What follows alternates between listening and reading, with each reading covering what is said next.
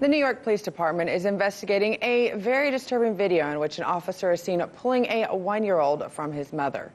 Jasmine Headley can be seen laying on the floor of a social services office in Brooklyn when an officer is seen ripping the child away from the mother's arm. Now, the woman who shot the video claims Headley was asked to leave but refused and sat down on the floor because no other seats were available.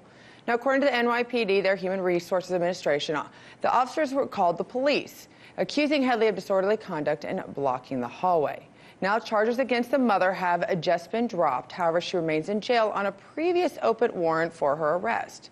The child is now in the custody of his grandmother. For more, we turn to civil rights activist Perry Red. Thank you for joining us, Perry. This is a hard topic, and let's first examine it just from the course of the racial component, the issue of that side of it. How should the police have handled this situation any differently than what they did? What should have happened? Well, if we walk back through the incident, it is clear that we as a society have to question, why wasn't there enough room there? Why was it so many people there? So those peace officers who work for the Human Resources Administration should have gotten another chair. The woman obviously had a right to be there. It's a doggone shame that there wasn't enough room. So there's a question of providing services and finding funds for that program, whether it be SNAP or TANF or, whatever the case may be.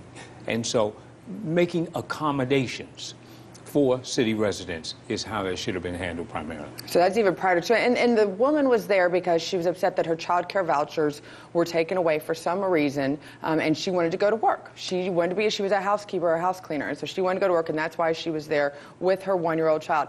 Let's take it to the situation itself, though. Sure. How could police have, and actually these are peace officers first that were an issue. So these are people that are trained to try to have peace with, and you notice there were several of them. How could they have handled this better when that situation started to escalate? Peace in name only. So the first thing is the respect for the individual.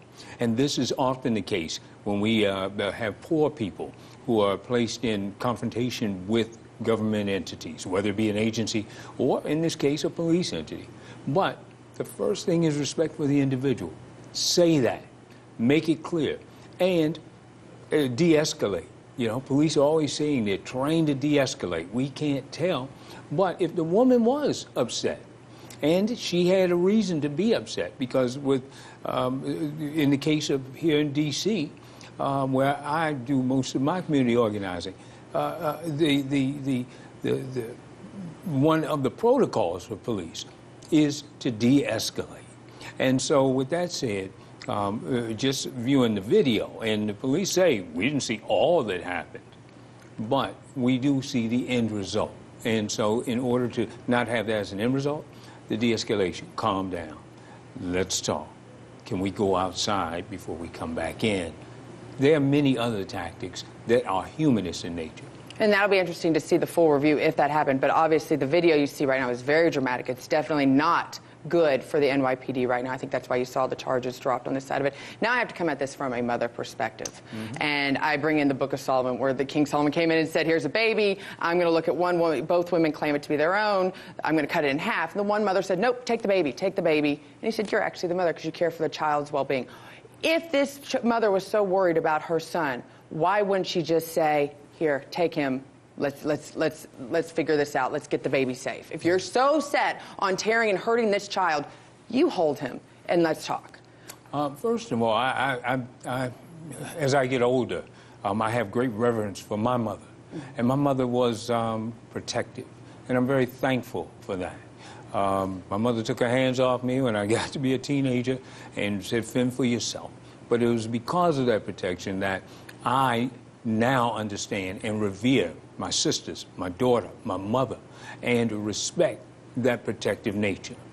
Anyone in this country and around the world know that mothers have that as an instinct. So it is not unreasonable for that mother to hold her child regardless of the situation. We see that with the border crisis at the federal level. And it's beyond But you also have parents that are sending their child to America on their own, saying it's better for you to be in America, so take this hard journey and go to America on your own. I'll stay back here. So giving up their child because they know that's better for them.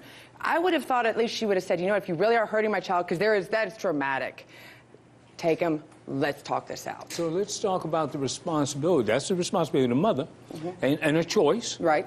And so at the same time, we want to talk about the responsibility and choice of those in authority. Right. Do you continue to traumatize this child in this situation if you're concerned about the humanity of these people whom you're confronting? Is it necessary?